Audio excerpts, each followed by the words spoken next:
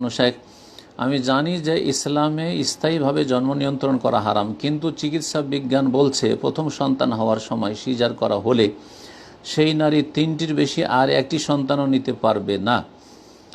এখন প্রশ্ন হলো, যারা প্রথম সন্তান নেওয়ার সময় শারীরিক কোনো জটিলতা ছাড়াই এমনি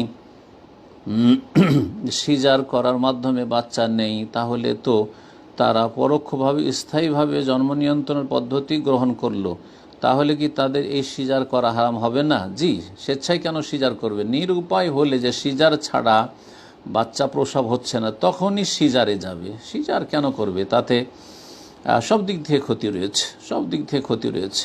আল্লাহ যেন বোঝার তৌফিক দান করেন।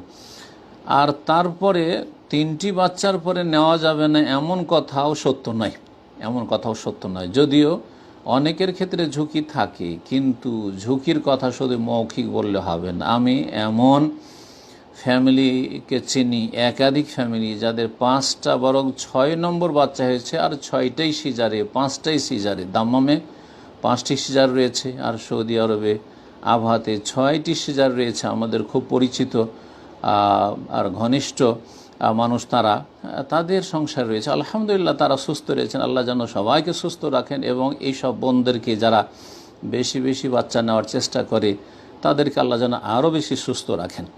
আর যারা জন্ম নিয়ন্ত্রণ করে আর মনে করে যে 2টো নিলেই তো খাওয়াইতে পারবো না, শুধু জন্মে দিলেই হবে, আল্লাহ তাদেরকে যেন হেদায়েত দান করেন।